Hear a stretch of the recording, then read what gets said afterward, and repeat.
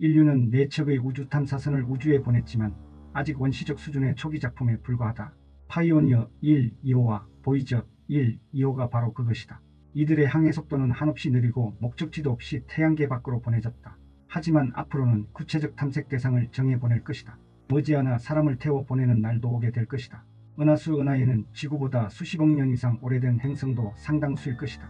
그렇다면 그들 중 누군가 지구를 방문했을 수도 있지 않을까? 미확인 비행물체나 고대에 외계인이 지구에 와서 남겼다는 흔적에 관한 목격담이나 증언은 수없이 많지만 어느 것도 확실한 것은 없다. 우리는 고대 이집트의 문자를 해독하는데도 수많은 어려움을 겪고 있다.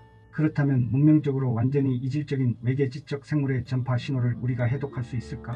하지만 아무리 다른 문명권이라 해도 공통의 언어가 있다. 그것은 과학과 수학이다. 자연 법칙은 우주 어디든 동일하다. 별이나 은하의 스펙트럼은 태양의 그것과 비슷하다. 물질은 같은 종류의 원소로 구성되어 있다. 원자가 빛을 흡수하고 방출하는 과정도 양자역학의 기본 원리로 설명할 수 있다. 중력의 법칙도 어디나 같이 적용된다. 그러므로 외계의 메시지도 틀림없이 해독할 수 있을 것이다. 외계 문명과의 통신은 별들 사이 공간을 뛰어넘는 것이어야 한다. 이상적인 방법은 싸고 빠르고 단순 명쾌해야 한다.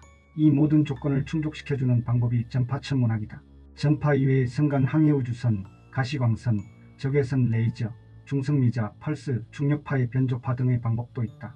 앞으로 다양한 새로운 송신 방법이 우리를 기다리고 있을지도 모른다. 그러나 현재로서는 외계 메시지와 관련하여 전파천문학은 반드시 짚고 넘어가야 할 최소한의 그 무엇이다. 그렇다면 우주에는 과연 이야기할 상대가 있을까? 전파천문학 지식을 활용하여 우리와 교신 가능한 고등문명권이 은하수 은하에는 몇이나 있을지 추정해보자. 고등문명권의 개수는 여러가지 인수들의 곱으로 추정할 수 있다. 이제 그 인수들을 하나씩 알아보자.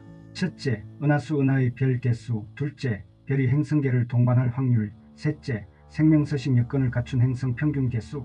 넷째, 생명의 탄생 확률. 다섯째, 고등문명으로 진화할 확률. 여섯째, 행성 수명 안에서 고도 기술 문명의 지속기간이 차지하는 비율. 이 인자의 추정값을 모두 곱하면 우리와 교신할 수 있는 문명권의 총수를 추측할 수 있다. 이 방법은 코넬 대학교 프랭크 드레이크 교수가 창안한 것이다. 이 방법에 따르면 어느 특정 시점에 고등문명권이 우리 은하에 10개 정도 있을 수 있다고 한다. 이 말은 은하 어디에선가 문명권 하나가 자멸하면 은하의 다른 곳에서 새로운 또 하나의 문명권이 생겨난다는 말이다. 이렇게 해서 우리 은하에는 10개 정도의 문명권이 항시 있을 수 있다는 말이다. 하지만 다른 가능성은 없을까? 슬기롭게 대처하여 자기 파멸의 위험에서 벗어나는 문명권도 있지 않을까? 기술 문명 중에서 1%만이라도 불안정한 사춘기를 잘 벗어난다면 우리 은하에 존재하는 문명사회는 적어도 수백만 개에 이른다는 추산이다. 그들과의 거리는 평균 대략 200광년이 된다. 비교적 새로운 우리의 전파천문학 수준은 은하의 관점에서도 초보 단계라 할 수 있다. 지금까지 전파를 이용하여 조사한 별은 겨우 수천 개에 불과하다. 앞으로 해야 할 일은 지금까지의 1000배나 된다. 인류사에서 문명과 문명의 만남은 그리 우호적이지 않았다. 그렇다면 우리보다 훨씬 앞선 외계 문명과 우리의 만남은 평화적일 수 있을까? 미확인 비행물체나 외계인의 지구 방문에 관한 여러 주장에도 아직 지구가 건재한 것을 보면 외계의 지적 생물이 아직 지구를 발견하지 못한 것일까? 어쩌면 지구가 최초의 고도 문명 사회일지도 모른다. 하지만 자기 파멸의 위험에서 벗어난 문명권이 있으리라는 생각이 근본적으로 잘못된 것은 아닐 것이다. 어쩌면 성간 우주 비행에 우리가 모르는 문제가 있을 수도 있다. 어쩌면 외계인이 지구에 와 있으나 모종의 은하법 같은 규정 때문에 자신의 존재를 숨기고 있을 수도 있다. 어떤 별 주위를 돌던 행성에서 고도의 기술 문명이 발전하게 되면 우선 자신의 행성계를 탐색할 것이다. 그 다음으로 주위의 별들을 탐색하여 우주 식민화를 시도할 것이다.